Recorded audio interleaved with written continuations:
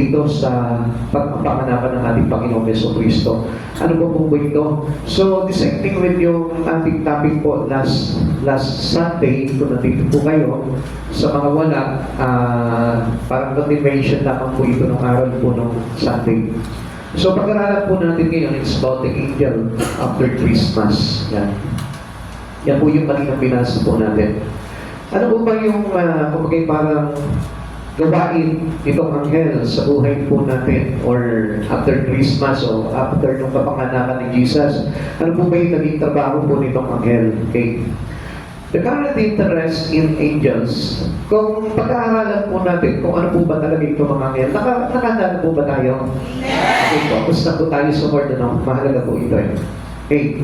Kung pag-aaralan po natin kung ano po ba talaga itong mga angels, so marami po mga bagay na nakasanayan tayo na ilagay sa isipan natin. Yung mga iba't ibang mga bagay na ginagawa ng anghel sa buhay ng tao. Ano po? Kala natin basta gagalaw na lang sa buhay natin ng anghel, lahat nandyan po yung angel palagi nakabantay sa atin. Hindi po gano'n ka-real yung ating mga pag-iisip pagdating po sa mga anghel. Okay.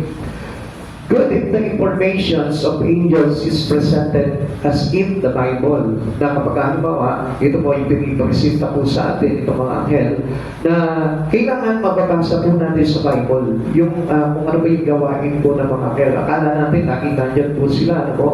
So, hindi po gano'n ang mga anghel kasi sila po yung mga messenger of God. Kaya, kailangan na mayroong utos sa kanila bago po sila gumalaw.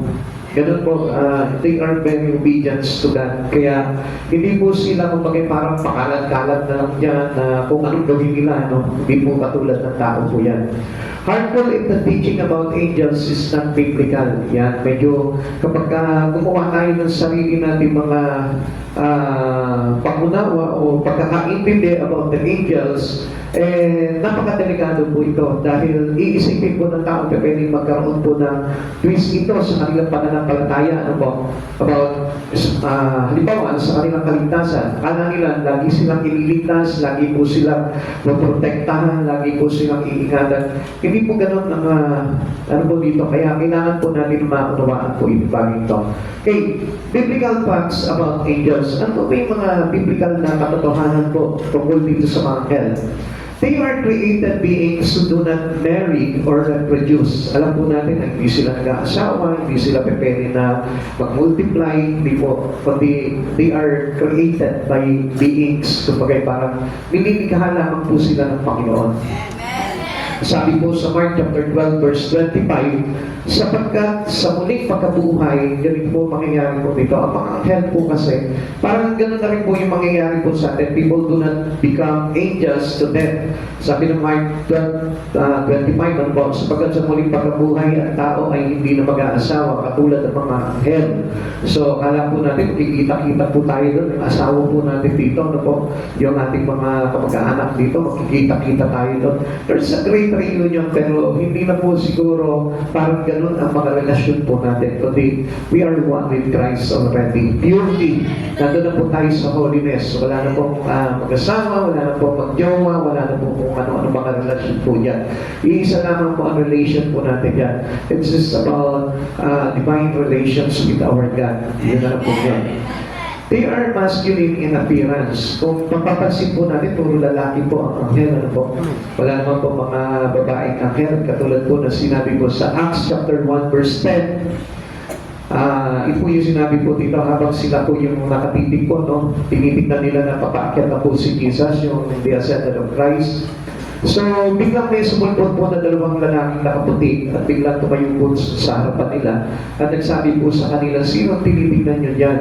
Ang Kristo na pumanig ay siya rin pong bababa pagdating ng araw. Okay? They had masculine name, noted Gabriel and Michael. Sila po yung mga messenger. They are warring angel and they are the messengers of the message of God to man. They are messengers of God's ministry to believers. To believers. Mapapansin po natin yan sa mga mananampalataya. Ano po? Paano kaya yung mga hindi mananampalataya? So, it depends on what God's wanted for them. Nakapansin na lamang po yun sa Panginoon.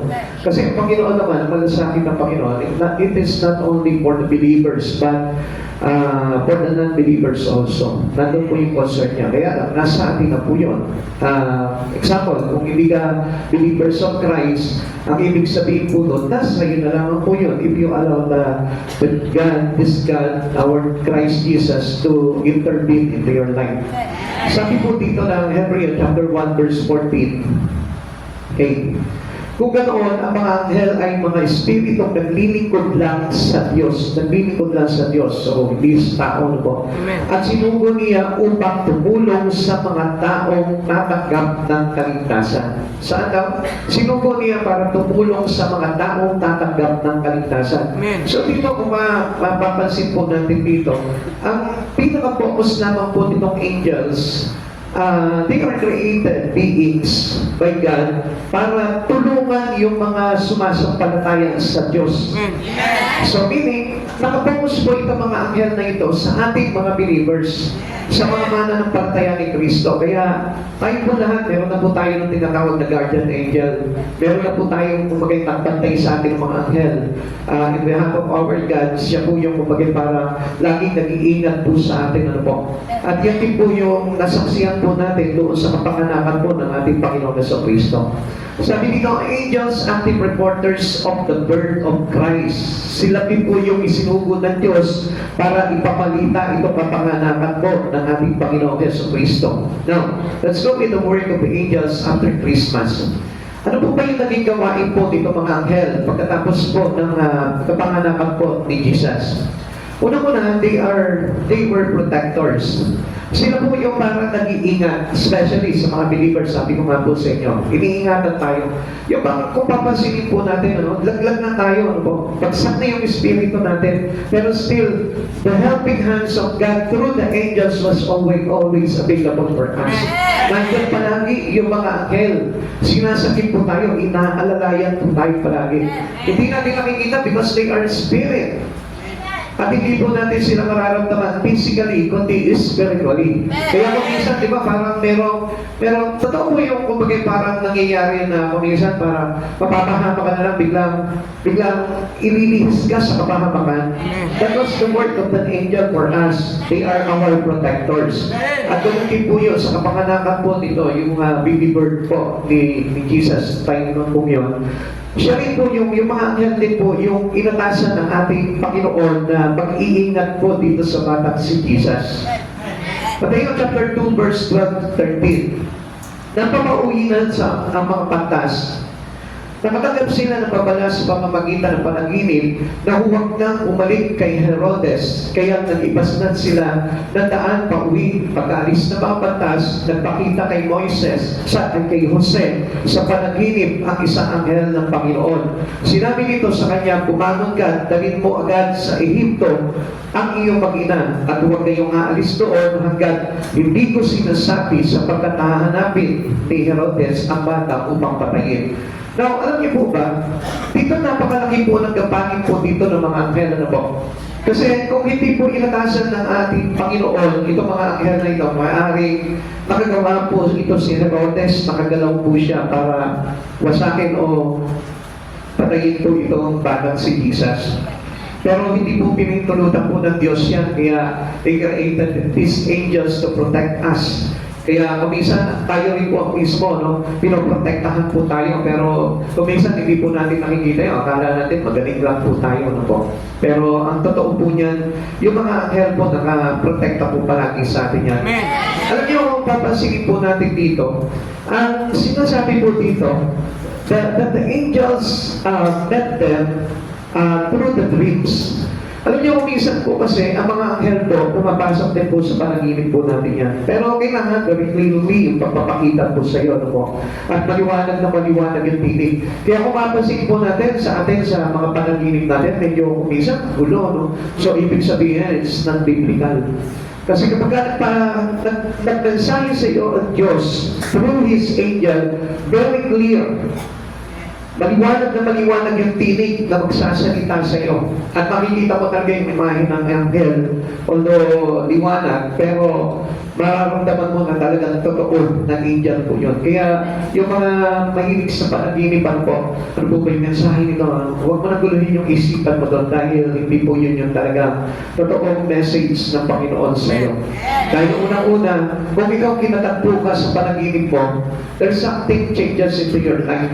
Hindi mo na po pwede tanongin yun, totoo po ba itong napanaginipan ko na kinausap ako ng Panginoon na kailangan daw, tinatawag ako ng Panginoon sa ganito. Pero hindi ka naman tumugon. So, it is useless. So, kapag tayo kinatagpo ng Panginoon, ang hirap po takihan po yun. Amen? Napakahirap po talaga na i-reject yung ating pakikipag-usap kapag kinausap ka ng Diyos dahil ang hirap po talaga takihan ng Panginoon po. Kaya huwag po natin guluhin yung isipan po natin sa panaginip kung hindi naman po klaro yung mensahe sa iyo ng Panginoon at wala naman pong mangyayaring pagbabago sa buhay mo. Alam niyo po ba, ito pong mga batas po na ito, kinatagpo po sila sa panaginip dahil nakita po talaga dito na itong mga anghel, itong mga batas na ito, itong mga tatlong hari na ito, itong wise men, they are surely believers to Christ. Amen. Pero kung papasinin natin, akala natin, three kings, mananampalataya ng Christian. Pero alam niyo po ba kung saan galing po itong mga tatlong hari na ito? Nandiyan po ba kayo? Isip mo na po tayo, ano ba? Itong tatlong hari na ito, ang speculation po nila dito, galing po ito sa Persia at Babylon. So, ibig sabihin po dito, sino po yung mga Gentiles?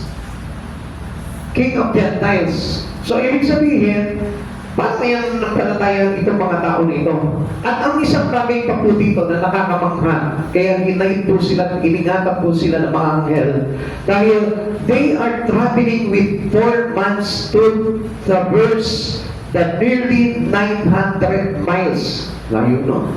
Imagine, 4 months or more than 4 months yung kanilang travel para hanapin lamang po ito si Jesus.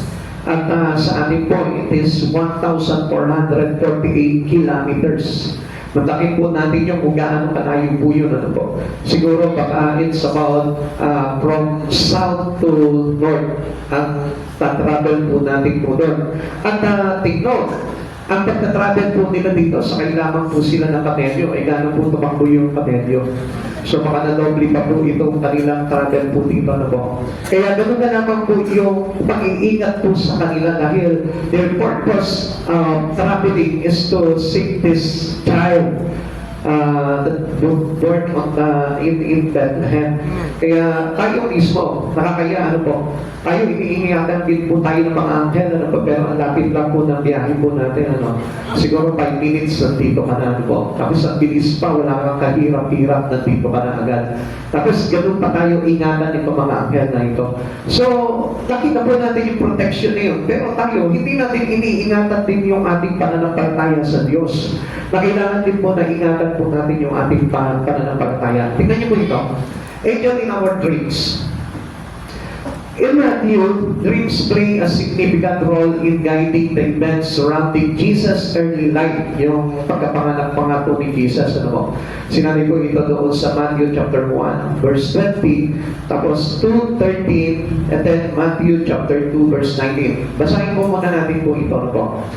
Doon po sa Matthew chapter 1, verse 20, ang sabi po dito, samantalang iniisip ni Jose ito, napakita sa kanya sa panaginip ang isang anghel ng Panginoon.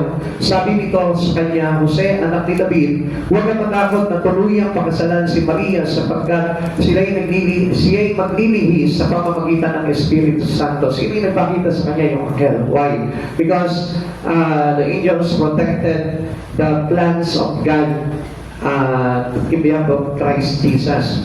So verse 13, ang sabi naman po dito, pag-alis nila napakita kay Jose sa panaginip ang isang anghel ng Panginoon, sinabi sa kanya, magbangon ka at dalhin mo agad sa Ehipto ang mag-ina at huwag kayong aalis doon hanggat hindi ko sinasabi sa iyo sapagkat hahanapin ni Herodes ang sanggol upang patayin. Kung mapapansin po natin yung pag-iingat po ng anghel po dito, no, sa mga believers, ganun din po yan. Kung minsan tayo iniingatan tayo, sinasabi, don't go there. Huwag kang mapupunta doon, it is too risky for you. Pero tayo po sinusunod natin yung sarili natin at hindi nasusunod yung mga anghel po sa atin. Sige pa rin po tayo. Lalo-lalo na basta may pagkakakitaan, kahit delikado, sige lamang po tayo. Pero yun po yung, kumbaga, parang klaro, hindi natin naririnig yung pinig ng Panginoon po sa atin. Then, yung chapter 2, verse 19, pagkamatay ni Herodes, isang anghel ng Panginoon na nagpakita sa panaginip kay Jose sa Ehipto. Yun na po yung pinabalik na po nila si Jesus dito po muli sa Jerusalem. Now, Herod told the wise men to report their findings to him. Nung makausap niya po itong mga pantas, sinabi po ni Herodes po dito na i-report sa kanya kung ano yung natuklasan po nila, kung saan nila nakita itong bata nito. Pero ang motibo po dito ni Herodes is, alam na po natin, sure na sure po tayo na talagang papatayin niya po ito. He wanted to destroy Jesus. The wise men were warned to depart another way. Kaya dito po pumasok po itong anghel para babalangan po itong tatlong pantas na ito na huwag na magbalik po doon kay Herodes. Angels protected their believers because the wise men believe in Christ, they are protected. Amen. Kung papansin po natin dito, if you are a believers to God, yung walang po talagang pag-aalinlangan, no doubt. Alam niyo po ba na lagi pong nandun ang anghel para sa atin? Ginagabayan po palagi tayo ng anghel.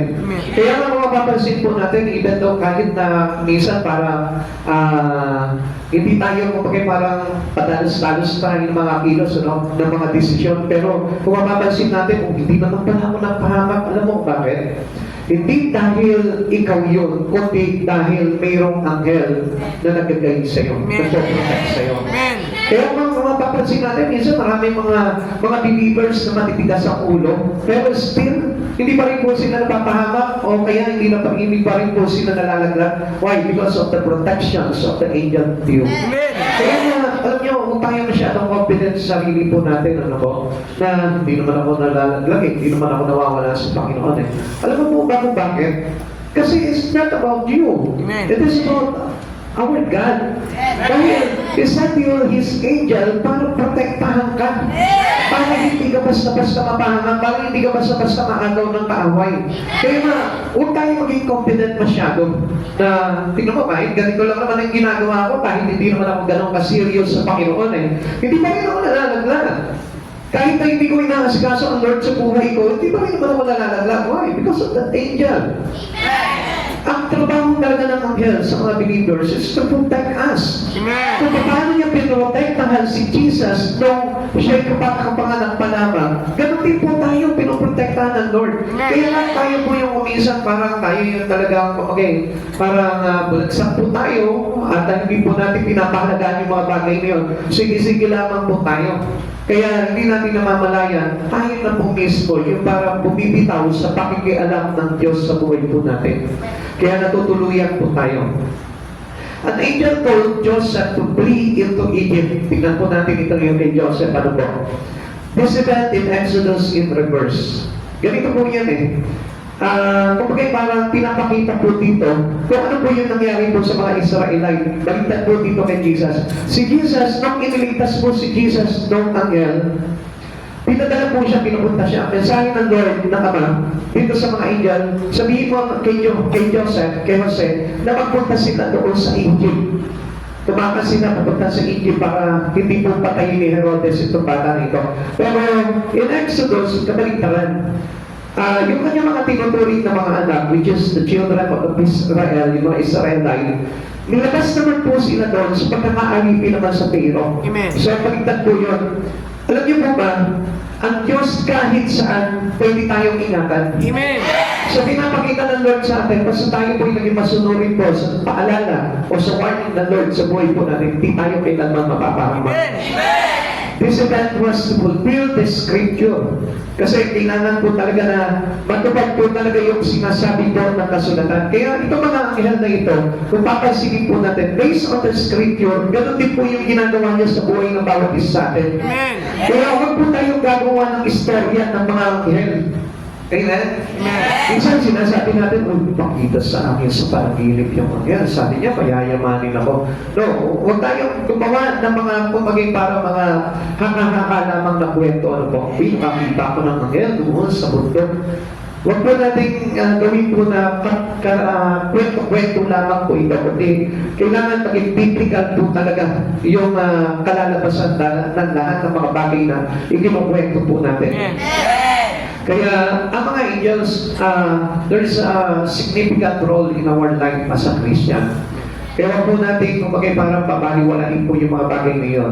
Sabi po ng Mateo chapter 2 verse 15, doon sila nanirahan hanggang sa mamatay si Herodes. Tingnan, siguro hindi naman po gusto talaga ni Mary at ni Jose na manirahan sa Egypt, ano? Kasi hindi naman po talaga sila taga roon. At isa pa, alam natin na itong mga taga-Egyptyo ay hindi po talaga nananampalataya sa Diyos because they are Gentiles. Now, tayo kumisan, tayo pa yung lumalayo. Nandun ka na sa lugar na kung saan sumasampalataya ka sa Panginoon, pero gusto mo pa magpunta sa isang lugar na kung saan hindi mag-exist yung iyong pananampalataya. Kaya kung minsan, alam niyo po, baliktad po tayo doon sa, ayon sa pamumuhay o sa design po ng salita ng Panginoon sa buhay po natin.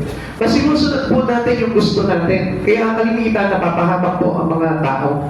Kaya madalas po, kapahamakan po yung ginagawa natin. Instead na tayo po iingatan ng Lord, lumalabas tayo sa pag-iingat ng Panginoon. Kasi masinusunod po natin yung mga unbelief decision po natin. Yung kawalan ng pananampalataya na mga desisyon.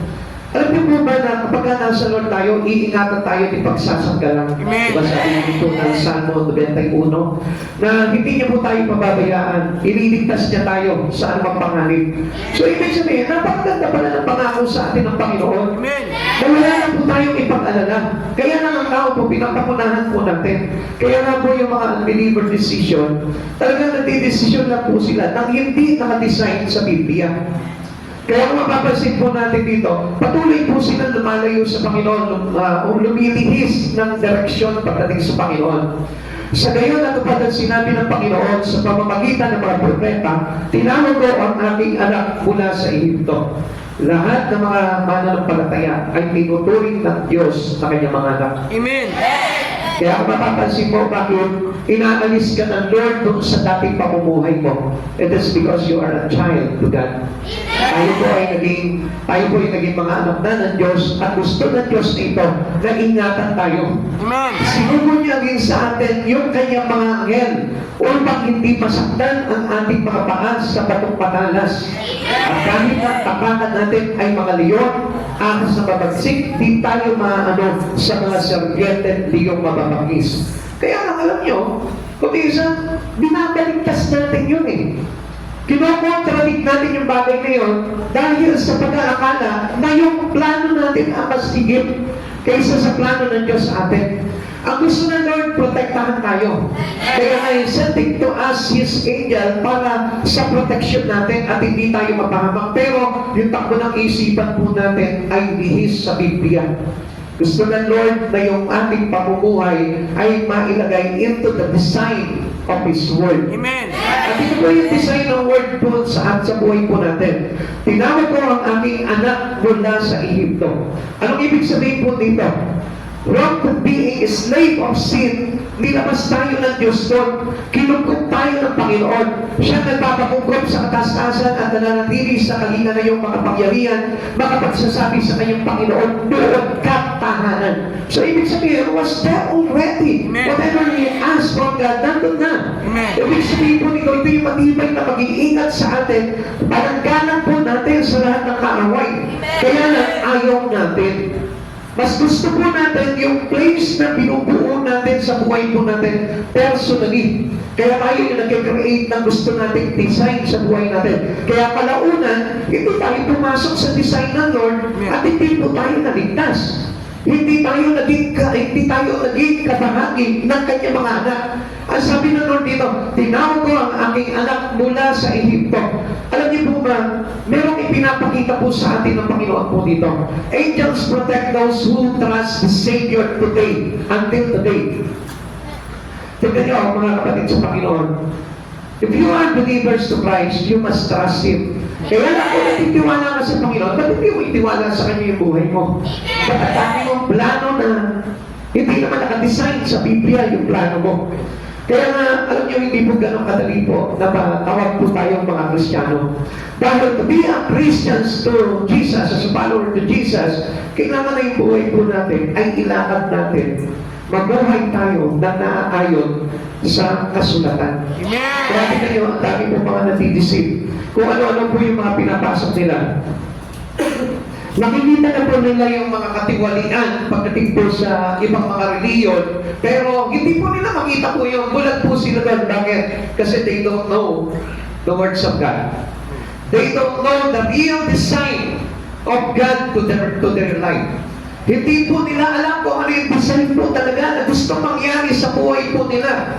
Kaya po ang nangyayari po dito, they are being deceived. They are being blinded spiritually. Hindi nila makita yung katotohanan na yun. Na kahit talagang sabihin natin, false teaching na, hindi pa rin nila maunawaan.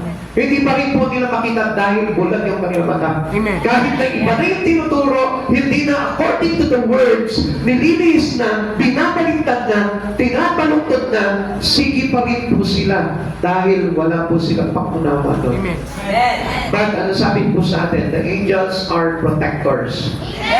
Now, if we have this protector, iingatan tayo ng Panginoon at ipagsasanggalang. Hindi na tayo pababayaan na malihis tayo. Hindi na tayo pababayaan na tayo po mismo ay malaglag tayo if you trust our Savior. Okay, dalawa. He is our protectors, and number two, they were the directors. Pag sinabing directors, sila po yung kumbaga parang naglalagay po sa atin sa lugar na kailangan at sa lugar na gusto ng ating Panginoon. Kaya listen to this.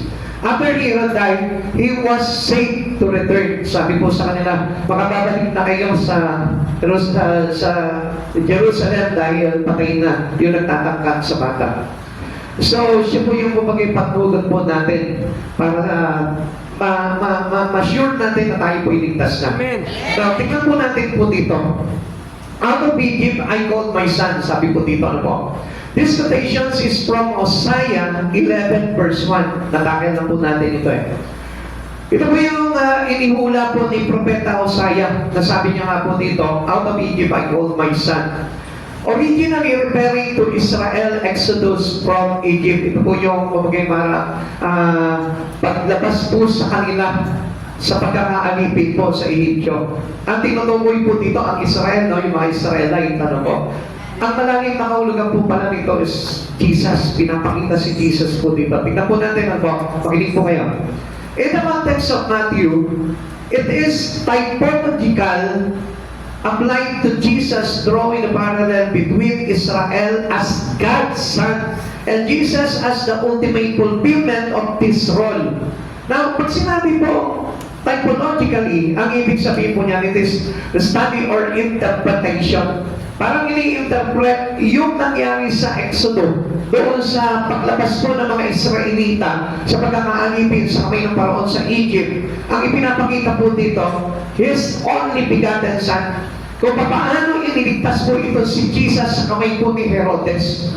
Ganon din po yung mga Israelita sa kamay po ng Paraon. Ganon din po tayo sa panahon na po natin ngayon sa kamay ni Satanas. Amen. Ganon din po tayo iniligtas sa Panginoon. Now, paano tayo ngayon iniligtas sa Lord? God or Jesus itself is snatched us from the hands of Satan. Amen. Kaya mo, nagawin ka ni Jesus sa kamay ni Satanas. Pero makapapansin po natin, ang dami po mga tao po ngayon ayaw magpaagaw eh. Kaya nga po, ang nangyayari po sa atin, we'll stick on our life into Satan. Pasigilin po natin yung mga kapatid sa Panginoon. Kaya nga po, inilabas po tayo into the land of Egypt, the land of slavery. Nilabas po tayo ng Panginoon po doon, which is the Word. Gusto tayo ilabas ng Panginoon dito, pero tayo naman po, ibig na ibig po tayo, in love na in love po tayo sa liputan. Tuloy muna po natin ito. This typology highlights Jesus as the true Israel. Parang pinapakita po dito, Jesus po talaga yung who embodies and complete the visions that Israel was meant to fulfill. Hindi po kasi ito napagpatuloy dahil halos hindi nga po nagpasok po talaga yung mga Israelita po ito promised land. The calling out of Egypt signifies deliverance and the beginning of the new covenant. Sa pamamagitan ni Jesus, nagkaroon po ng panibagong tipan, pakikipagkasundo ang Diyos sa atin. With Jesus as the central figure in God's redemptive blood. So si Jesus na yung magliligtas po sa atin. It is not man. It is not Moises. But Jesus himself as the Son of the Most High.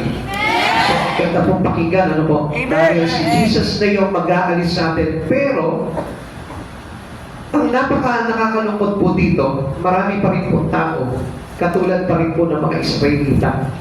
Inilalabas na tayo ni Jesus mismo, pero ayaw pa natin malis doon. Kaya nga gusto ng Lord talaga, we overcome this world. Amen.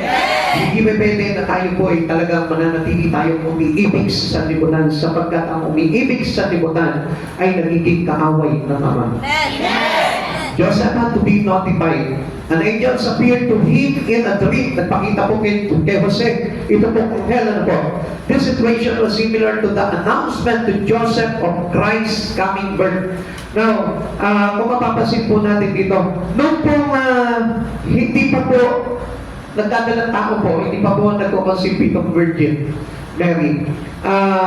Dumating po ito ang anghel na pakita rin po sa panaginip kay Jose. At sinabi sa kanya na huwag ka matakot, pakasalan mo itong si Maria sapagkat siya'y magdadalang tao sa pamamagitan ng banal na Espiritu Santo. So, kasi sa kanila po, kahihiyan po malaki kay Maria po yun. Yung po, hindi pa po sila kasal, pero nagdalang tao na po siya. Malaki kahihiyan po yun at maaari pong parusahan po itong si Mary po dito. Kaya nga po, in the way with God's plan, ang nangyari po dito, iningatan pa rin po sila not only a directors but still a protector. Nandun pa rin po na dinadirect po ito si Jose ng ating Panginoon kung ano po yung redemptive plan ng ating Panginoon at ganun din po sa panahon po natin. God will direct us into His own redemptive plan. Kumbaga, nilalagay tayo ng Lord, halika dito ka. Ito yung daan patungo sa kaligtasan mo. Amen. At hindi papayag ang Panginoon na lumilihis po tayo. Kaya, huwag na po tayo magpigil. Huwag na po tayo tumanggi. Dapat na, pagka hinakak tayo ng Lord, come on, sige na, go muna tayo with God. Huwag na natin ipilit yung gusto natin kasi everything in this world, if you love everything in the world, yun yung maglalagay sa iyo sa kapahamakan. Amen.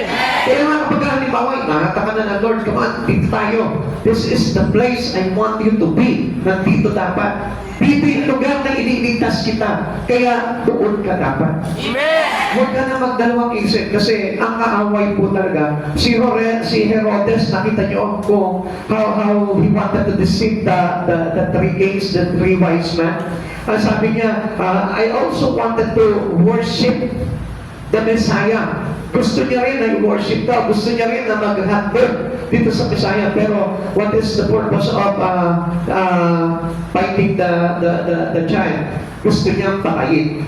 So, ganun din po si Satan. Minsan, opera tayo ni Satan po na ganito. Okay, go there. Magtatagumpay ang buhay mo doon. Pero ang hindi mo alam, you will destroy your life. Maganda sa paningin po natin, maganda sa pandinig po natin, but you will destroy. Amen. Pero ang hindi po natin nakikita dito, di ba, yung sinabi po sa Biblia na mayroong daang matuwid sa paningin ng tao, pero sa hulihan o sa dulo nito ay kapahamakan. Kaya nga, mga kapatid sa Panginoon, trust the Lord. Amen. Trust God's direction. Amen. Mas mainam po na tayo po'y magtiwala tayo doon sa mga bagay na sinasabi sa atin ng Panginoon. Kaya ang Diyos lagi po nag-aabiso po sa atin yan. Pakinggan niyo lamang po mabuti. Huwag kayong magdadoubt. Kasi pag narinig mo yung tinig ng Panginoon, it is reverse to your plan. Hindi mo yun yung aayon sa plano mo. Gusto po natin mangyari talaga, di ba? Talaga, gusto natin mag-boot talaga tayo. tayo, mag-bloom talaga tayo dito sa mundo ito. Pero hindi yun ang gusto ng Lord eh. Amen. Pag hindi niya talaga pinahintulutan yun, hindi mangyayari yun. Pag nangyari sa iyo, it will destroy you. Amen. It becomes destruction in your Amen. life. Kaya kung ipipilit natin yun, maganda. Pero, pagdating naman sa hulihan nito, pagkawasak mo. Amen. Kaya mga kapatid sa Panginoon, ingat po tayo, be watchful. Submit to the Lord.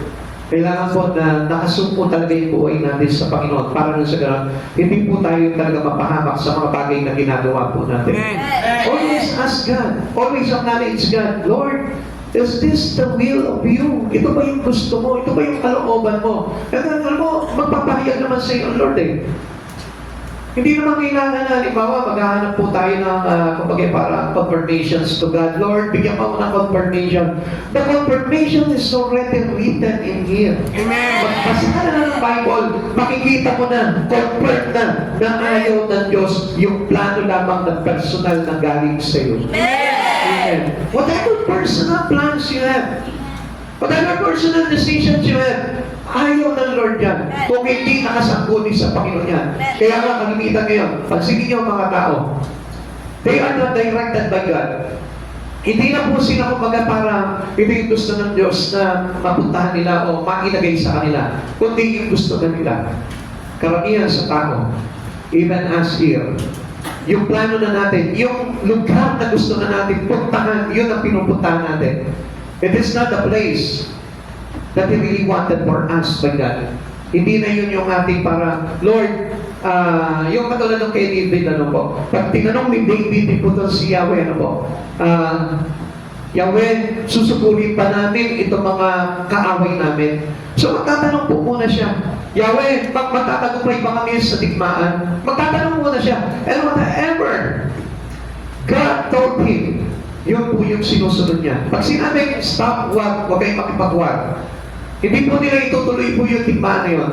Pag sinabi ni Yahweh sa kanila, sige, sugurin nyo, kahit iilan lang kayo, ibibigay ko sa inyo itong kahoy na ito. And then they go. Amen. Ganon din po dapat po tayo. Tanungin natin ang Lord, if it is a plan, the real plan of God into your life, huwag sugod at sugod. Amen. Kasi kuminsan, alam niyo po ba, yung pagiging patalos-talos natin ay naglalagay po sa atin sa kapamakan. Amen. Angels have opened directed believers who needed God's guidance. Tayo naman, di ba? Lahat naman po tayo sa believers, gusto natin, Lord, guide us. Ingatan mo kami, Panginoon, sa lahat ng lakad namin. Huwag mo po kami pababayaan. Angels directed Lot to depart from doom Sodom. Tingnan niyo po ito po si Lot. Because he is righteous to God. Siya po ay naging matuwid sa pamumuhay niya and he was a follower and believers to God. Kaya anong nangyari? Doon tayo naparurusahan na ito sa Sodom and Gomorrah. Inalis po siya dito. Nagpadala sa kanya ng anghel and he will direct their path. Pinaalis po siya ni Yahweh doon sa Sodom. At kaya nang tinupok na at pinaulan na ang Supreme, wala na po doon si Lot. Amen. Tingnan niyo po yung asawa niya. In-insist po nitong asawa ni Lot, yung gusto niya, yung plano niya, kaya anong nangyari? Napahamak po. The same with us. Kapag in-insist natin, pinilit natin yung gusto lamang po natin na hindi naman gusto sa iyo ng Panginoon, I tell you, mapapahamak talaga tayo. An angel directed Daniel concerning coming prophetic event. Di ba, noong time na nag-prophesy po ito si Daniel, ano po, yung ipinakita po dito yung mga magaganap po na pagkagunaw ng mundo. So, ipinakita po dito kay Daniel po ito. At sa pamamagitan din po ito ng mga anghel na ano po sa kanya. So, dito pinakita po dito kay Daniel kung ano yung mga bagay na dapat niya po gawin. The directions of the angel is always consistent with the Word of God. Amen. Pag ang anghel talaga ang nagsalita po sa atin, directed into the words of God. Amen. Huwag ka maniwala na anghel yung katabi mo, na nagsasabi sa iyo na ito yung gusto ng Diyos para sa iyo. Come on, it's not an angel. Revisahin po muna yung mga sinasabi niya kung galing sa Biblia. Pagka galing sa Biblia, yung sinasabi niya, oh, baka ginamit siya, anghel siya para sa iyo. Amen? Amen. Pero kung wala sa Biblia po yan, I tell you, kung halimbawa sa sarili niya, kung para sa akin, ito yung makakabuti sa iyo. Yeah? Huwag ka maniwala doon. Kasi ang makakabuti po sa atin is guided with the words of God. Amen. At dito po yan. Kaya wala po tayong pag-aalinlangan. Basta pagdating sa Biblia, kung kontradict man yan sa buhay mo, sa gusto mo, sa mga bagay na plano mo, still, daan ka pa rin magtatagumpay. Amen. Number 3. Ikatlo. They are our protector. They were our director, and number 3 is they were encourager. Yan. Siya rin po yung kung nagpapalakas ng loob po sa atin. Ano po? Kaya kapag ka nangihina kayo, bigla na lang, di ba parang ang hina-hina, pakiramdam mo, mahina yung espiritu, tamad ka mag-church, pero bigla na lang mag-boost yung energy, yung espiritu, no? Bigla, ay, church ako. Alam niyo, angel po yun. May bumulong na anghel sa'yo. Amen. Hindi ko lang alam kung sino yung angel na bumulong sa'yo. Pero kapag halimbawa, let's say na parang tinatamad ka palagi, ayaw mong gumawa sa Panginoon, I tell you, it is a fallen angel. Hindi po yun yung real angels of God. Sino po yung mga fallen angel na ibinagsak po ng Panginoon dahil lumaban sa Panginoon. Kaya yun din po yung gusto po ng fallen angel, yung tayo po hindi ma-encourage. Yung lagi tayong discouraged sa lahat ng bagay na ginagawa natin. Kaya tingnan mo, parang sa trabaho mo, parang wala kang kagana-gana. Sa pag-church mo, wala kang kagana-gana. Sa pamilya mo, wala kang kagana-gana. Sa mga socialized people around you, wala ka rin kagana-gana. Hindi ka na ginanahan kasi meron ka mga discouraged. Pero kapag halimbawa, lagi ka parang na-encourage, lagi lumalakas yung loob mo na kapag kakausap mo yung mga mananampalataya, ibig sabihin, the angels were always guiding us. Amen. Kine-encourage palagi po tayo dyan. Yung lagi masikla yung espiritu mo. Amen? Amen. Tingnan mo muna, sudyapan mo muna yung katabi mo, masikla pa yung espiritu niya. Ibig sabihin niya, hindi na i-encourage ng anghel yan kapag lagi matablay ang espiritu niya. Amen? Hello? Tingnan niyo muna yung mga katabi niyo. So, alam na po natin kung paano gumagalaw po ang anghel sa buhay po natin. Ano? They are spirit. Kaya kapag na-encourage na, wow, sarap naman pakinggan nito mensahe na ito. Ibig sabihin, there is angel that encouraging you. Amen. Huwag ka malulungkot ngayon. Huwag ka mananablay ngayon. The words of God is our strength. Makita mo, that was angel. Lagi tayong ini-encourage yan. Kapag may problema kayo, bagsak ka na sa problema, pero makikita mo, nakakabahangan ka. That was the help of the angel. Pinapadalan ka ng anghel ng Panginoon. Lakas natin sa Lord eh. Tayo na, Lord lang hindi malakas talaga sa atin eh. Kapag nag-request na sa iyo ang Panginoon, lagi na lang tinatanggihan natin, pero ang Diyos, ano po? Diba? Amen? Malakas ba ang Lord sa inyo? Amen. Totoo? Tanongin mo nga yung katabi mo? Kung malakas ang Lord sa iyo, may sapat sumusuporta ka dito. Amen. Kasi sa Lord natin gagamitin yan eh. Natin. Sinuportahan niyo ba ang church? Amen. Talaga, Christmas na, ano? Dapat tayo na yung nag-bless niyo. Hindi na tayo yung nag-aabang ng blessing. Amen? Amen? Parang hindi na yata na-encourage ng Lord eh. Parang tumitigas na po yata yung puso natin at hindi na tayo ma-encourage ng Lord eh. Alam niyo, kapag nandiyan po talaga yung great encourager natin, just by the help of the Holy Spirit or the angels, madali po tayong mapapasakayan ng Lord eh. Pag yung sinabi niya lang, anak, gusto ko maglingkod ka, gusto ko mag-choir ka, madali ka ma-encourage. Kaya ito bakit hindi tayo na-encourage? Anak, pagkakay ka, hindi tayo na-encourage. Pero, pagdating po sa pagkakakitaan, 100% na-encourage ka agad. Pagka makikitain natin yan, o sige, kahit na magkano, sige, ikaw tayo dyan. Saan naman dyan? Come on. That is not encourage. That is discourage. Dahil yung bagay na naglalayo sa iyo sa Panginoon, this is the discourage of the fallen angel to you. Tandaan natin yun. Kahit na sabihin nyo na hindi naman, okay naman, na-encourage naman ako. Pero gusto ko malaman mo, tignan mo yung malagayan mo pagdating sa Panginoon. Hindi na po tayo man-encourage. Hindi na mapalakas yung loob natin para paglingkuran ng Lord. Hindi na mapalakas yung loob natin para suportahan ang mga bagay sa Panginoon. Kaya nga kahit nga po kung ano man yung mga bagay na project natin dito, hindi na po sumusuporta lahat. ilan na lamang po yung sumusuporta. Siguro, meron pa rin po mga mangilan-gilan na talagang ini-encourage talaga ng Lord. Come on. Tayo din po mismo, kailangan be an encourager to other. Amen. Kasi hindi tayo pwede maging discourager. Alam niyo po, yung kanina sinabi po natin, pagdating ng araw, after death, tayo po ay parang magiging anghel na rin po doon. And you must be encourager. Amen. Now, ngayon pa na, kailangan maging encourager ka na. Nagliligtas ka ng kaluluwa, kalakasan ka ng church, kalakasan ka ng mananampalataya, kalakasan ka ng mga naglilingkod sa Panginoon, kalakasan ka ng pastor mo. Dapat maging encourager po tayo. Hindi tayo yung kapagay para nakaka-discourage sa mga mananampalataya, nakaka-discourage sa church natin. Yung parang wala tayong pabuhay-buhay. Binigyan tayo ng ganap na buhay ng ating Panginoon. Binigyan tayo ng lakas. Binigyan tayo ng Espiritu. Binigyan tayo ng presensya ng Panginoon. Pero parang ang taglay ng Espiritu natin to do our works, our job into God. Yung mission natin, halos hindi na nga po natin nagagawa eh. Kasi iilan lamang po yung gusto talaga na maging encourager ng church na ito. Kapatid sa Panginoon, we have already a plan. God's will direct us already. Pero hindi pa rin po tayo nagkakaisa doon sa mga bagay ngayon. Alam nyo, habang nung sinusulong na po natin itong mga bagay na ito, mas lalo pa po bumagsak yung ating box dito, yung pants po natin. Imagine that, every Sunday, medyo bumagsak palalo. And supposed to be, yun lamang po yung inaasahan natin. Pag Wednesday, wala naman po talagang gano'ng. Kaya nga, sabi ko, Lord, encourage mo na lang kami para maisulong namin itong mga bagay na ito.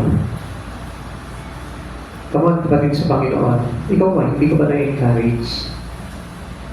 Kailangan na, ikaw po mismo, if you really love God, tayo po mismo ma-encourage tayo. Ma-encourage tayo na maging tagapagtayo ng Iglesia ng Diyos. Makapagparami ng mga kaluluwa na nananampalataya sa Lord. Be an encourager too. Kasi ang plano talaga ng Lord na encourage tayo. Hindi tayo nandito para panginaan lang tayo ng kalooban. Hindi tayo nandito para ma-encourage ka lang sa pamumuhay mo personally. Come on, our life is not for us alone. Yung buhay mo kailangan maging pakinabang sa iba. At paano magiging pakinabang yan kung ikaw mismo nagiging discouragement ka ng iba? Kapatid sa Panginoon, kailangan mag-isip po tayo. Matthew chapter 4 verse 11. Pagkatapos iniwan na siya ng Diablo, dumating naman ang mga anghel at siya ay pinaglingkuran na nila. Si Jesus mismo, mahina si Jesus po noon, dinala siya ng anghel doon po ng Espiritu sa ilang. And then, after noon, pinagtagumpayin niya pa rin yun. Why? Because of the Spirit of God that giving him a strength. The Spirit of his Father. Alam niyo, mga kapatid sa Panginoon, minsan naghihina tayo. Alam niyo, gusto ko naman po talaga sumuporta sa church, pero wala akong ma-suporta eh. So, ibig sabihin, there is no spirit that is encouraging you. Kasi mo sabihin, alam nyo, kahit na mahirap po tayo, si Jesus, pinakita doon, nung sinubog po siya sa ilang, is very weak, napakahina niya. Kasi nasa flesh po siya. 40 days at 40 nights na hindi siya kumain. Imagine that? He is of the flesh. Amen. Nagkatawang tao nga siya eh. Amen? Hindi naman siya tao, nagkatawang tao siya eh. Eh kung nasa espiritu siya, malakas siya. Pero, he overcome. Napagtagumpayin niya pa rin yung kahinaan niya sa laman. Pinalaas niya pa rin yung espiritu niya. And they were encouraged by the angels at that time. Kaya nga dumating po yung mga anghel eh. Pinaglingkuran po si Jesus po doon. Kaya nga, mga kapatid sa Panginoon, be like Christ Jesus. Kaya tayo po mismo. Hindi tayo pwede maging kahinaan ka ng church mo. Hindi tayo pwede maging kahinaan ka ng kapwa mananampalataya mo, ng pamilya mo. Nakikita ka na ikaw naglilingkod ka sa Panginoon, pero ang hinahina mo. Pero ikaw pa yung kumagay para problematic sa pamilya mo, sila, masisigla sila. Pero ang hindi mo alam doon, dahil sa pananampalataya mo sa Panginoon, kaya nag-overflow sa kanila yung pagpapala ng Diyos. Minsan kasi hindi natin ma-encourage yung sarili na po natin eh. Why? Because there's no help by the Holy Spirit or by the angels of God. Tayo po mismo nagiging discouraged tayo sa ating sarili, sa espiritu natin. Minsan tinitignan natin, bakit sila? Hindi naman sila naglilingkod, pero ang ganda ng buhay nila. You discourage yourself. Ikaw mismo nag-discourage ka sa sarili mo. Yung sinasabi mo na, mahirap ako kaya hindi ako makatulong, makasuporta financially sa church eh. Mahirap lang ako eh. Come on! Dapat nga nag-encourage ka eh. Amen. Hindi mo dinidiscourage yung sarili mo. Mahirap ka. Kaya tuloy, naghihirap ka. Hindi ko ngayon talaga kaya maglingkod sa Panginoon kasi ganito ang kalagayan ko eh. Come on, discourage yun. May sabihin tayo sa always an angel to encourage every believer. Sabi nga po sa atin. Hindi tayo pababayaan po ng anghel. Hindi tayo pababayaan ng ating Panginoon.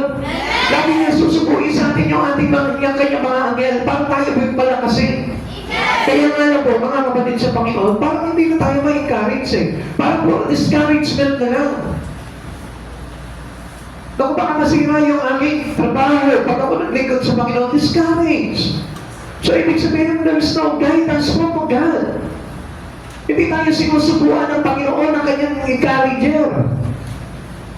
Now, are you a true Christian?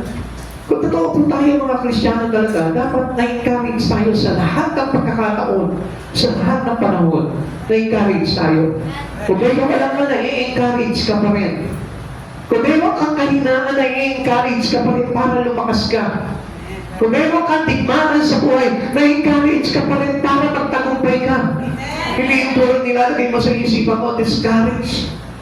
Discouragement palagi nasa isipan mo naman, hindi ko magtatagumpay dito. Baka pag naglingkod ako sa Panginoon, so wala rin naman ako mapupunta. Come on! Sino ba naglingkod sa Panginoon na hindi po nagtagumpay? Mahina lang kasi ang loob natin. And God support us with their angel. Amen. Pinapadala niya yung kanyang mga anghel sa mga mananampalataya para palakasin ang loob natin. Pero bakit ganun? Hindi ka ba mananampalataya ng Diyos?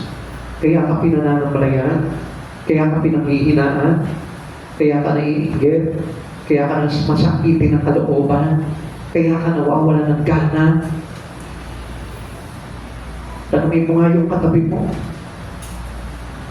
Kung mananampalataya pa siya ng Panginoon. Mananampalataya ka pa ng Panginoon. Hindi niyo po ba napansin? Pagdating sa mga bagay sa personal natin pamumuhay, kumita ka lang ng konti, pinapatulan mo na. Amen? Hindi mo napansin yun? Kahit konti na, sige, papatulan ko ito, kailangan eh. Kahit maliit na sweldo lang, kailangan eh. Pinipilit mo i-encourage yung sarili mo na, okay ito, magkakagumpayan mo dito. Pero bakit pagdating sa Espiritu, pagdating sa Lord, ay, baka hindi naman ako katulad ng mga calling nila. Baka naman, hindi rin ako magtatagumpay dito kasi wala naman akong calling. Kung mismo hindi mo pinalakas yung kalooban mo, paano mo papalakasin ang kalooban mo ng Panginoon?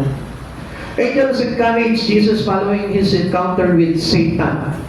Kung si Jesus nga mismo inatake ni Satan yan, tayo pa kaya? Pero paano tayo magtatagumpay kay Satan? Kung ikaw mismo discourage ka ng buhay mo, ng sarili mo. Kung ikaw nga mismo, sinasabi mo sa sarili mo, parang wala namang mangyayari sa akin kung maglilingkod ako sa Panginoon. Parang sinabi mo, mahihina yung Diyos na ito na pinaglilingkuran mo. So parang mapaalig ka isang Satan eh. Diba? Si Jesus, nang tinuksin siya ni Satan, ano sabi niya? Magpatinapa ka sa akin. Eh parang tayo, ang bilis natin magpatinapa ka sa tanas eh. O sige, hindi na ako maglilingkod sa Lord. Sa iyo na lang ako maglilingkod. Bakit? Because you serve the world. Nagtingko tayo sa mundo eh. Hindi kay Jesus eh. Kaya nangyari sa atin, para si Satan yung pinaglingkuran natin, his temptations in the desert and left him the rain and the strength. Ganun po yung nangyari kay Jesus. Talagang halos tuyong-tuyo si Jesus, hinang-hina si Jesus. Pero still, walang nagawa sa kanya si Satanas. Bakit ikaw? Tanungin mo nga yung katabi mo, tuyo ka na ba? Tuyo ka na ba? Bakit ako walang siya? Tuyo ka na ba? Tuyo ka na ba? Grabe, may savings ka pa. May stock pa yung refrigerator mo. Amen? Amen. May sweldo ka pa.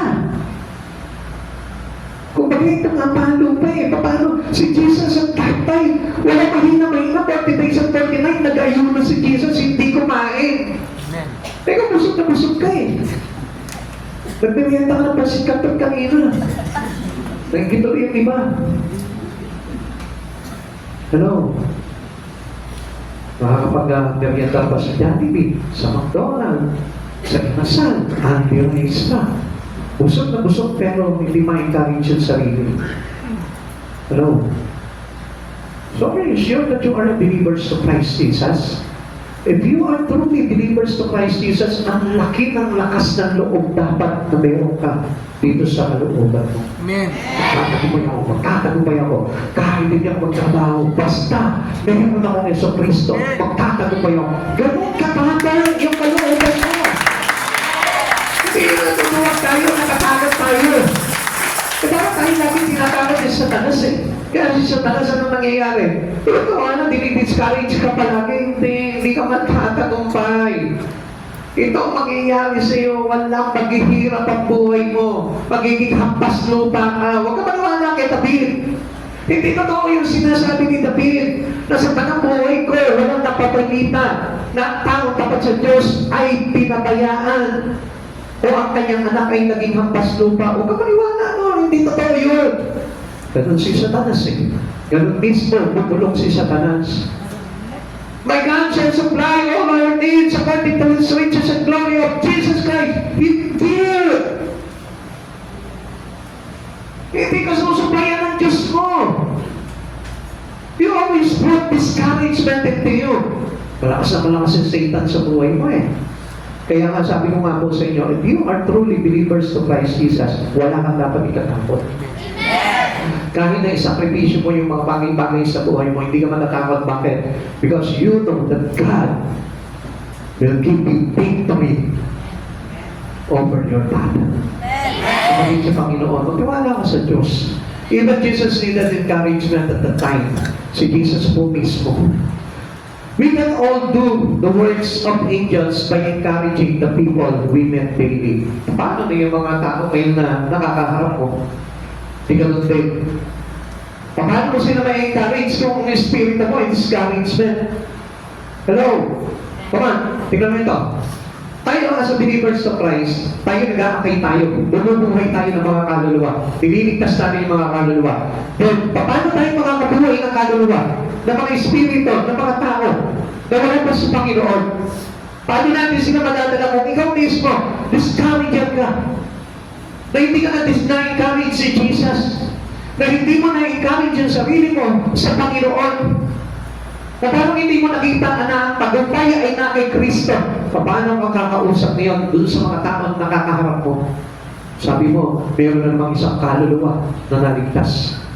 Paano maliligtas yun? Kung tayo nga mismo hindi tayo nag-i-stick sa ating Panginoon, tayo nga mismo hindi tayo marunong mag-stand sa bilang ministry ng Lord sa buhay natin, madalas iniiwan natin.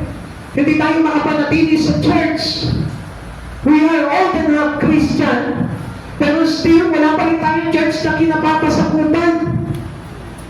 How you become an encourager to other? Kung makikita nila, pag-ibat-ibat ka ng church, patalong-talong ka. Until now, wala ka pa rin pinagpapasakutan. Paano mo ka magiging encourager? Come on! Isipin mo mabuti, paano ka magiging encourager? Kung ikaw nga mismo, hindi mo mapaglikuran ng Diyos. How can you be encourager to your friend, to your family, to your relatives, to the people around you? Kung ikaw nga mismo, hindi ka ma-encourage ng Lord eh. You are already believers to Christ Jesus, but then still, discouraged ka pa rin. Natatakot ka pa rin. Sinasabi mo pa rin na wala mangyayari sa akin dito. Hindi naman yata ito yung katotohanan eh. Until now, may doubt ka pa rin sa puso mo pagdating sa Panginoon. Then you must see. Makita mo yung mga bagay na yun. The last thing, number 4, is they were announcer. Kaya magpasalamat ka pag dumating sa iyo ang anghel na in-announce sa iyo yung kaligtasan mo. Sila po yung nagpapahayag. An angel who worked for us as announcer. Kaya paano maririnig po yung pagpapahayag ng Lord kung tayo po'y walang gana pagdating po sa pakikinig ng salita ng Diyos. And sometimes the Word of God still, yung po yung naglalagay po sa atin ng kapahayagan ng Panginoon. Matthew 28 verse 2, biglang lumitaw na malakas sapagkat bumaba mula sa langit ang isang anghel ng Panginoon. Iginulong nito ang batong nakatakip sa libingan at umupo sa ibabaw tiyon. Nabuhay na si Jesus. Amen. Pero bakit sa atin? Nagsa-celebrate tayo ng Christmas ngayon pero parang patay. Amen. Hello? Parang hindi yata Pasko yung sineselebrate po natin ngayon eh. Mahal na araw yata ito eh, pagkamatay ni Jesus. Tingnan mo yung katabi mo. Para namatay yan. Practice na ba yan? Ha? Nagpa-practice pa kayo? Hello? Christmas kayo, mga kapatid sa Panginoon, kami mag-practice ng Todos los Santos. Amen. Amen. Kung mag-practice na mahal na araw. Hallelujah, praise God. Amen. Tingnan mo ulit yung katabi mo. Sabi ko sa inyo, yung hirap i-encourage eh. Dapat supposed to be, dapat na-encourage niya. Masaya na dapat ang kalooban niya eh. Pero tingnan mo, lungkot pa rin. Malungkot pa rin. Amen. Paano pagpapalangin ng Panginoon? Eh kung na mismo hindi ka na-encourage ng Lord, pagpapalangin kita, sabi ng Lord sa iyo. 10 times, 7 times na sinabi sa iyo ng Lord, pagpapalangin ito. Hindi ko ikaw yung kumontra eh. Hindi, pagpapalain kita. Sabi ng Lord, sigsiglig ka ng mga apang na pagpapala. Hindi naman eh. Tagal ko na napapray, hindi pa rin eh. Bakit? Discourage ka eh. Ikaw mismo, hindi ka po naniniwala. Hindi lumalakas yung kalooban ko sa mga bagay na ipinapahayag sa inang Panginoon. Paano ko pagpapalain ng Lord? Ikaw pagpapalain ako ng Lord, dami po akong utang eh. Pagpapala ka ng Lord John, nagpapautang pa sa'yo. Kahit wala ka ng pagbayad, nagpapautang pa sa'yo. Di ba pagpapala pa rin yun? Kung encourager ka, ikaw mismo may encourage ka. And that was the announcement of God into you. Na kahit nalubog ka sa utang, kahit wala kang pera, kahit wala kang trabaho, ang sabi ng Lord, pagpapalain kita sa sigling liga, umaantaw ng pagpapala. Pagpapala, kung ay natubay kayo. Oh, nahalata. Diba? Ngayon ko lang narinig, matatapos na tayo, ngayon ko lang narinig na pumunang pa kayo na may sigaw pa. Narinig lang yung pagpapala, siksik-tik itong mga apo. Paano kayo pagpapalain yan? Hello? Angels were not summoned to the cross. Tingnan nyo, sa cross ni Jesus. Kung ikaw talaga yung nakakakita nito eh. Di ba? Nakapako si Jesus doon, ano po? Di ba? Pero, supposed to be, paano i-announce ng cross na ito? Ayun, yung aming tagapagligtas, bagsak. So parang ganun po yung nangyari po sa atin eh. Parang hindi tayo minit nitong anghel na ito. Si Jesus at the time, wala yung mga anghel doon. Doon nakapako sa cross si Jesus, wala na yung mga anghel. Christ could have called 12 legions of angels to set him free. Sabi niya gano'n, kung tatawag ako ng isang batalyong anghel, padadalan ako dito ng Ama. Pero, because He encourages also, at ang kapahayagan ay nandun na sa krus. And through the cross of Christ Jesus, He win the victory. He win the redemptive plan of God into your life. Amen. Yung ibig sabihin po nun, may katagumpayan. Amen? Kaya pag-krus ang usapan, hindi kayo tumapalakpak na wala pang hiyaw. Kaya pag sinabi na, pagpapalain kayo ng Lord! Palakpak na palakpak pa. Pag sinabi, magkabuloy naman kayo dito! Naku, nagyuyuko ka.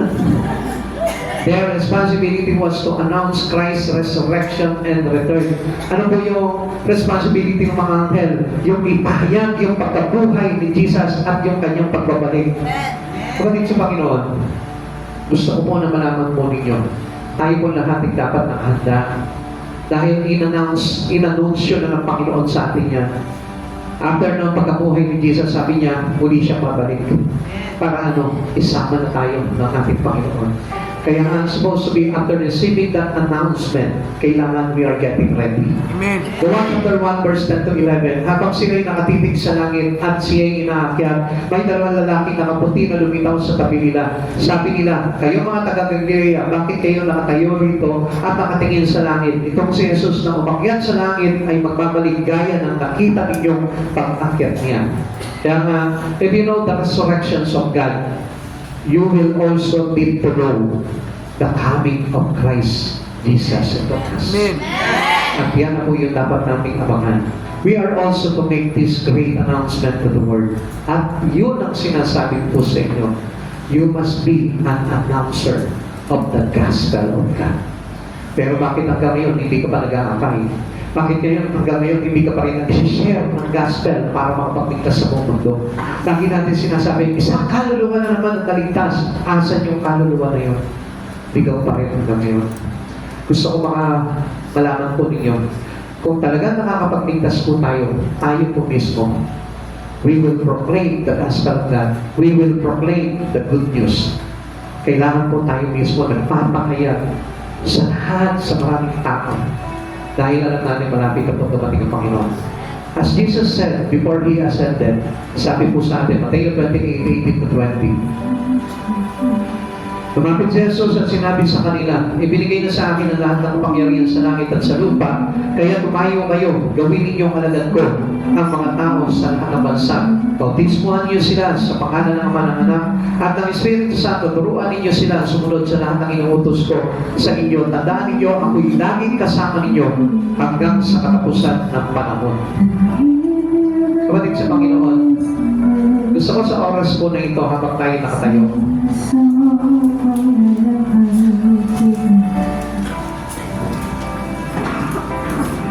habang tayo po yung nakatayo, tayo po mismo hinihiling natin sa Panginoon.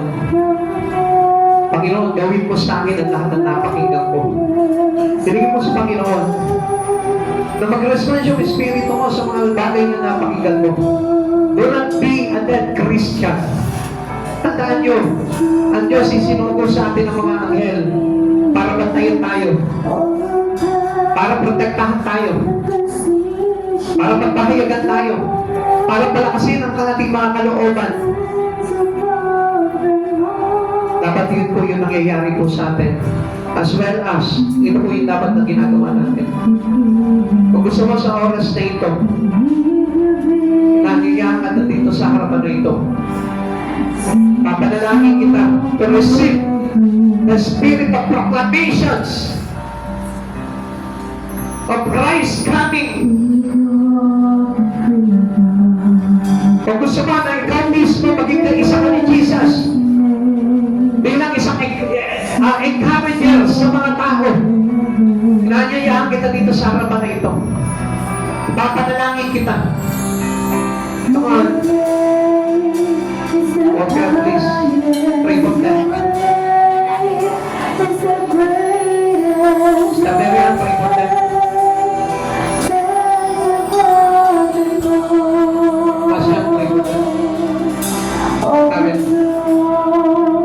Pray for them. Impart them with the spirit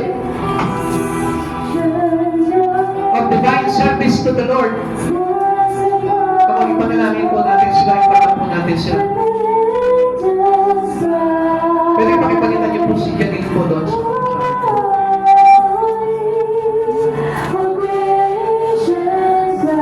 Pray niyo sila na tanggapin po nila. Guidance ng Lord. Exactly to be one with Christ Jesus into the divine service. Tanggapin niyo po sa oras na ito na maging kaisa ka sa Espiritu na Yesu Cristo. Yung walang halong takot sa puso. Patay panalangin po kayo, you may go into your seat. May go back to your seat. Sa lahat ng mga napanalangin na balik na po tayo sa upuan. Sige po.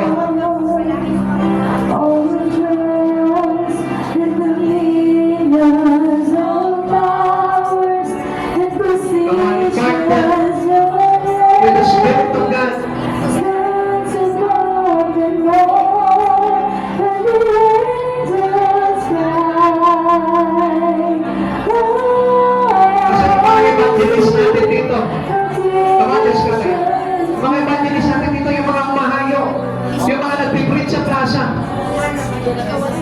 I want them to be impacted with your spirit. Yung tatak na pag-preach.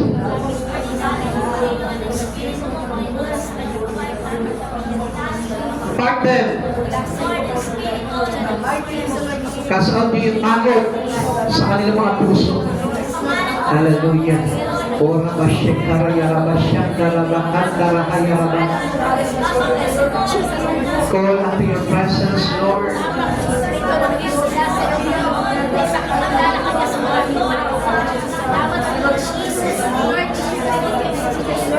Open your spirit unto God. Dapat itong panahon na ito, willing ka na magpagamit sa Panginoon.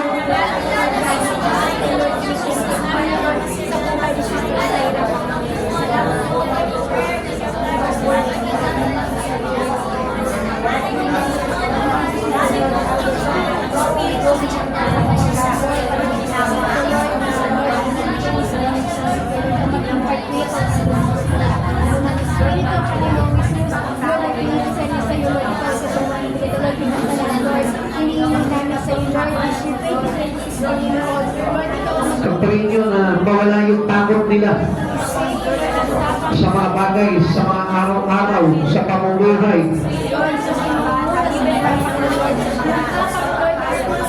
Mawala yung takot nila na paglikuran ng buong puso ang Panginoon sa buhay nila.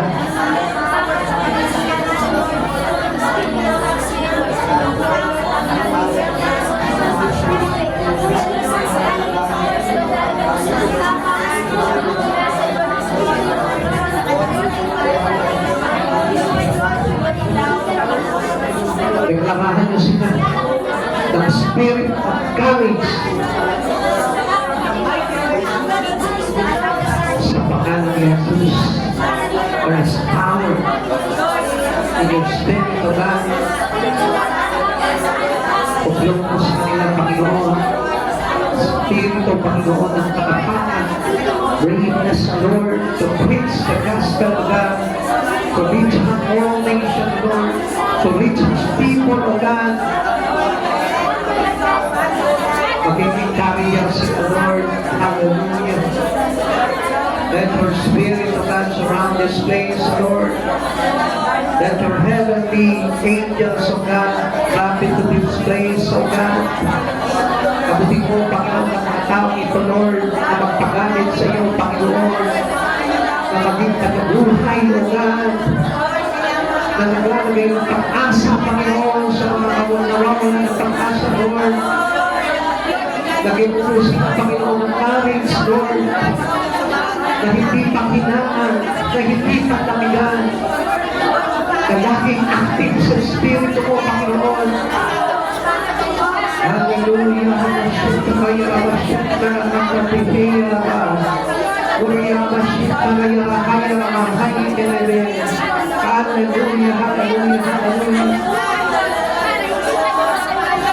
Pardon mo, Lord, with your anointing, O God.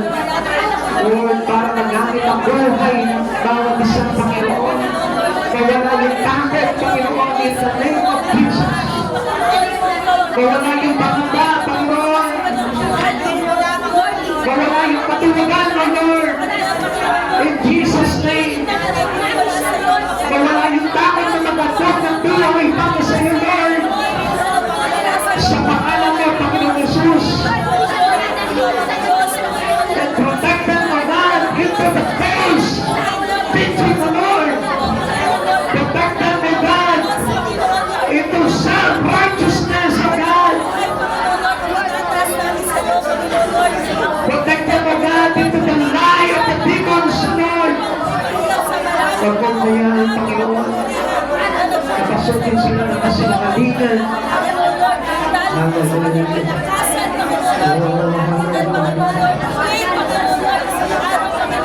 Great is the faithfulness of God.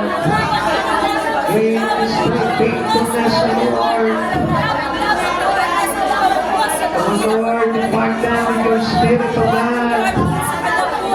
Puspusin mo sila, Panginoon. Come on, receive.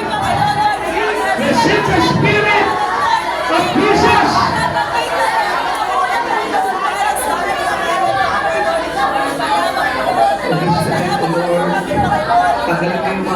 alipin nila, Panginoon, sa hamon, sa takban, sa pagkakahindangan, Panginoon.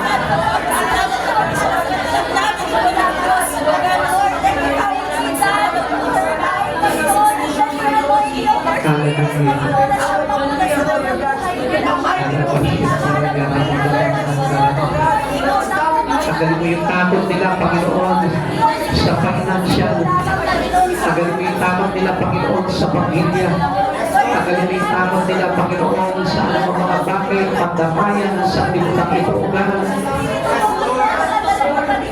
Hallelujah, hallelujah. Let your spirit, O God, give them boldness, O Lord. Give them boldness, O God. Hallelujah, hallelujah. And cover them, O Lord, with your precious blood, O God.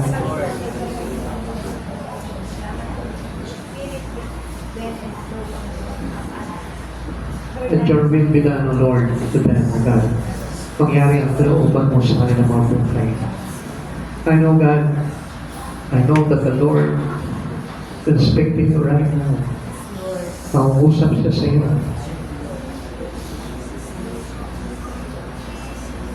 Alam niyo po ba na nasa tao po ang desisyon?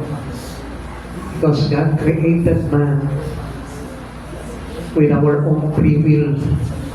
Ikaw ang mag-decide. If you are willing to serve this God, if you are willing to be used and equipped for the glory of our God, Jesus Christ, you must decide. Ikaw ang magdidesisyon.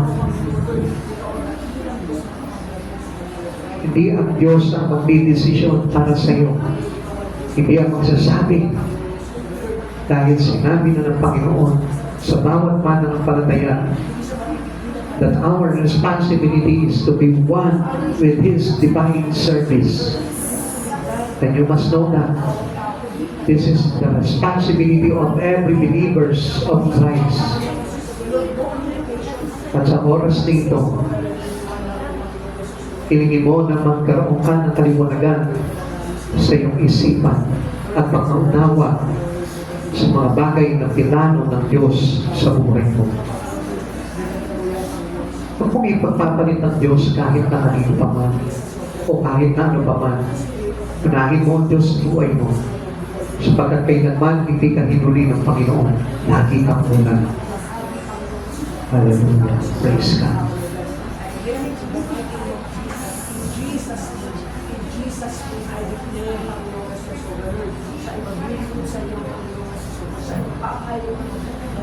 Huwag mong gamit biro ang mga bagay na ito. This is seriously be done into the presence of our Holy God. Tata mo may layunin ng Panginoon.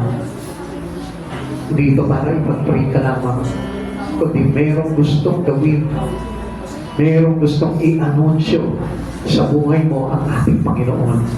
At yan ang dapat mong mapakinggan sa oras nito, sa tinig ng ating Panginoon sa Kristo. Let us all pray to God. Ang maraming Diyos, nagpapasalamat po kami sa kabutihan mo, Lord. Salamat sa biyaya mo, Panginoon. Salamat sa bawat pag-abot mo po sa amin, O God. Salamat sa pag-iingat mo. Salamat, Panginoon, sa direksyon na binibigay mo. Salamat sa mga encouragement. Salamat, Panginoon, sa bawat anunsyo na ipinapahayag mo sa amin sa pamamagitan ng iyong mga aral, O God. Nawa, bigyan na po namin ng halaga, Panginoon, sa puso namin, Panginoon, ang bawat kapahayagan mo, Lord, na nagsasabi at naghahanda sa bawat isa sa amin, Panginoon, upang sa iyong muling pagbabalik, Panginoon, makaharap kami at maging kaisa kami, Panginoon, sa lahat ng ipapanig mo, Panginoon, sa iyong kaharian. Panginoon, nawang Panginoon, puspusin mo ang lahat, Panginoon, ng Espiritu mo, Lord, upang magtagumpay bawat panalangin ng iyong mga anak sa kanilang buhay. At para magkaroon, Panginoon, ng kapangyarihan sa buhay nila, Panginoon, ang bawat pangungusap at kapahayagan na ipinarinig mo at pinasok mo sa kanilang mga puso, God. Panginoon, as a believers to you, Lord Jesus, nananalig kami, Panginoon, na lahat ng mga pangungusap mo, Panginoon, ay maglalagay sa amin sa buhay na walang hanggan sa aming kaligtasan. Maraming salamat po sa oras na ito, Lord. Pinaselyo po sa iyo, Panginoon, ng iyong banal na dugo, Panginoon, na lahat ng ito na aming tinanggap sa panalangin, Panginoon, ng aming mga kapatid, Lord. Hayaan mo, Panginoon, na magkaroon ng impact sa kanilang espiritu, Lord, na lahat ng ito, Lord. Upang na sa ganun, magamit sila bago pa dumating, Panginoon, sa mundong ito, Lord. Magamit na po ang buhay po nila, O God, para sa pagpapahayag ng iyong mabuting balita. Maraming salamat po sa buhay ng lahat, O God. Pagpalain mo po kami, Panginoon, sa Espiritu mo, God, sa katotohanan, Panginoon, at sa pagpapahayag ng salita na ito, Panginoon, maging kaisa po kami, Panginoon, upang nang sa ganun patuloy pa rin malaganapan ang lugar ng ito, Lord, ng iyong kabanalan, O God. Maraming salamat po, Lord. Ingatan mo po kami lahat, Panginoon, sa aming paglabas. Ingatan mo po kami sa aming pag-uwi. Ingatan mo po ang aming mga sasakyan. Pawiin mo po ang lahat ng aming daraanan, O God. At hayaan mo maging matagumpay at maluwalhati kami, Panginoon, na makakauwi sa aming mga tahanan. Maraming salamat po, Lord. Pagpalain mo po ang church na ito. Hayaan mo magkaisa kami, Panginoon, sa lahat ng mga direksyon, Panginoon, na pinapakuha po, Panginoon, sa church na ito, Lord. Maging isa kami pagpapana, Panginoon, para sa karamihan. Pagpapana sa church na ito, Lord. Pagpapana sa mga lingkod mo. Pagpapana, Panginoon, sa mga bagay na isinusulong mo, Lord. Lord, maraming salamat po, Lord. And even into your redemptive plan, Panginoon, Lord, maging pagpapala rin kami. Kaisa mo kami, Panginoon, sa mga ito, Panginoon. Salamat po, dakilang Diyos, O God. Maraming salamat po sa biyaya mo, Lord. Magyari ang kalooban mo sa bawat isa sa amin, O God. Salamat po, dakilang Diyos. Sa iyo po namin ibinabalik ang lahat ng kapurihan at karangalan. To God be the highest glory in Jesus' name. Amen. Amen. God bless you.